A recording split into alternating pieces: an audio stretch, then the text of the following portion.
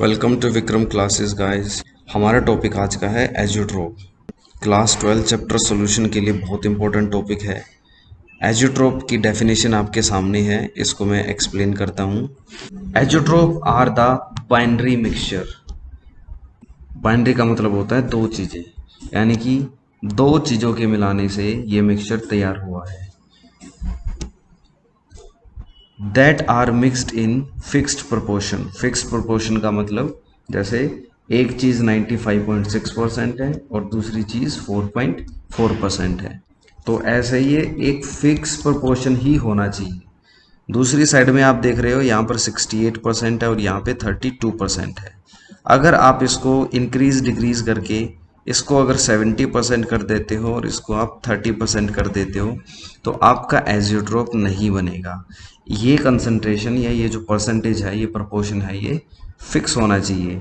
अगर ये fix proportion में ही आप सॉल्यूशन बना रहे हो तो ही आपका एजियोट्रोप सॉल्यूशन बनेगा।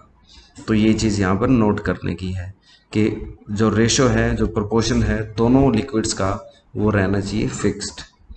अब होगा क्या अगर हम उस फिक्स प्रोपोर्शन में उनको मिला दें, तो जैसे ही एजियोट्रोप बन जाएगा, एजियोट्रोप बनने के बाद उनका कांस्टेंट बॉइलिंग पॉइंट हो जाएगा। एग्जांपल से देखते हैं, जैसे इथेनॉल। इथेनॉल का जो बॉइलिंग पॉइंट है वो रहता है 79 डिग्री सेल्सियस के आसपास, और पानी का बॉइलिंग पॉइंट रहता है 100 डिग्री सेल्सियस। अब जैसे हमने इसको इस रेशो में मिलाया तो इन दोनों का बॉइलिंग पॉइंट हो जाएगा सेम। अगर इन दोनों का बॉइलिंग पॉइंट सेम हो जाएगा तो अब आप उसको फ्रैक्शनल डिस्टिलेशन प्रोसेस के थ्रू सेपरेट नहीं कर पाएंगे। क्यों? क्योंकि फ्रैक्शनल डिस्टिलेशन में क्या होता है, उसमें आप इस तरीके से एक कंटेनर लेते हो, कंटेनर के अंदर ये मिक्सचर है, एजियोट्रोप का मिक्सचर है, इस मिक्सचर को आप नीचे से करते हो बॉईल। तो होता क्या है, जनरली अगर हम थोड़ा टेम्परेचर रखते हैं तो वो चीज़ पहले बॉईल होके वेपर बन जाती है जिसका बॉइलिंग पॉइंट कम था। जैसे इथेनॉल का बॉइलिंग पॉइंट कम है तो इथेनॉल के वेपर यहाँ से निकलेंगे और यहाँ पर इथेनॉल सेपरेट हो जाता है और यहाँ पर पानी बच जाता है। तो ऐसा जनरली होता है नॉर्मल मिक्सचर्स में, लेकिन यहाँ पर है एजियोट्रोपिक मिक्सचर। एजियोट्रोपिक मिक्सचर की खास बात है दोनों का बॉइलिंग पॉइंट सेम। अगर आप गर्म करोगे सॉल्यूशन को तो दोनों के वेपर यहाँ पर एक साथ बनेंगे और दोनों चीज़ें यहाँ से एक साथ निकलेंगी। और जब दोनों चीज़ें एक साथ निकल रही हैं तो इनको सेपरेट कैसे किया आपने? It is very hard to separate the mixture by this technique, that is fractional distillation. I hope आप सबको क्लियर होगा एजियोट्रोप मिक्सचर के बारे में। दोबारा से सुन लीजिए, ये एक ऐसा मिक्सचर है जो दो लिक्विड के मिलाने से बना है और दोनों लिक्विड आपस में मिले हैं किसी फिक्स्ड प्रोपोर्शन में। उसके बाद जब वो एजियोट्रोप्स बन जाते हैं तो उसका पहला जो इम्पोर्टेंट पॉइंट होता है कि इन दोनों का अब हो जाता है constant boiling point, same boiling point. और अब सेम बॉइलिंग पॉइंट होने के कारण फ्रैक्शनल डिस्टिलेशन टेक्निक के थ्रू आप इसको सेपरेट नहीं कर सकते। So this was basically azeotrope. अब चलते हैं एजियोट्रोप की टाइप्स के ऊपर। तो एजियोट्रोप की है भाई दो टाइप, या तो ये बॉइलिंग पॉइंट कम हो जाएगा या फिर ये बॉइलिंग पॉइंट बढ़ जाएगा, क्योंकि सेम तो रहेगा नहीं। मेरा मतलब है कि उनका जो ओरिजिनल 100 डिग्री एंड 79 डिग्री है वो सेम नहीं रहेगा। अब वो दोनों की चेंज हो जाएंगे, या तो वो बॉइलिंग पॉइंट 100 डिग्री से ज़्यादा हो जाएगा या वो बॉइलिंग पॉइंट 79 डिग्री से कम हो जाएगा।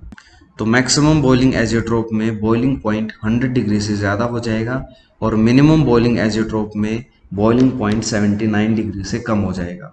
दोनों के एग्जाम्पल्स याद करने इंपॉर्टेंट हैं। मिनिमम का एग्जाम्पल इथेनॉल प्लस वाटर और मैक्सिमम का example nitric acid plus water. अब डेफिनेशंस को देखिए। मिनिमम बॉइलिंग एजियोट्रोप कहता है which shows large positive deviation. Large positive deviation याद कीजिए, मैंने आपको आइडियल नॉन आइडियल सॉल्यूशन वाले वीडियो में समझाया था कि लार्ज पॉजिटिव डेविएशन तब आता है जब वेपर्स ज़्यादा हो जाएं, और वेपर ज़्यादा जब होते हैं जब बॉन्ड कमज़ोर हों। तो मिनिमम बॉइलिंग एजियोट्रोप के जो बॉन्ड्स होते हैं वो वीक होते हैं, और जो बॉन्ड वीक होते हैं उनकी वॉलेटिलिटी ज़्यादा होती है। बॉन्ड कमज़ोर होंगे तो वो जल्दी टूटेंगे और वहाँ से वो चीज़ें एस्केप होना स्टार्ट कर जाएंगी। और जो चीज़ जल्दी जल्दी भागना स्टार्ट कर जाती है, यानी कि उसके वेपर्स ज़्यादा बनने चालू हो जाते हैं, तो उस चीज़ को बॉईल करने के लिए हमें ज़्यादा मेहनत की ज़रूरत नहीं है और वो चीज़ कम टेम्परेचर पे भी बॉईल हो जाएगी। इसीलिए जो चीज़ें लार्ज पॉजिटिव डेविएशन दिखाती हैं वो मिनिमम बॉइलिंग एजियोट्रोप बनाती हैं। अपोजिट साइड में मैक्सिमम बॉइलिंग एजियोट्रोप कौन बनाता है? जो लार्ज नेगेटिव डेविएशन दिखाए।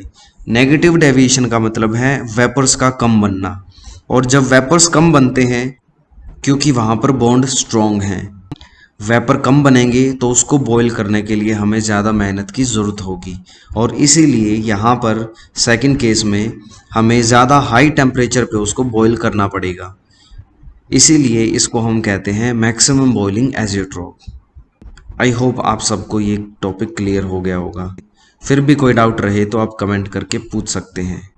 तो वीडियो को लाइक डिसलाइक ज़रूर कीजिए and join the community to ask your questions. See you in the next video.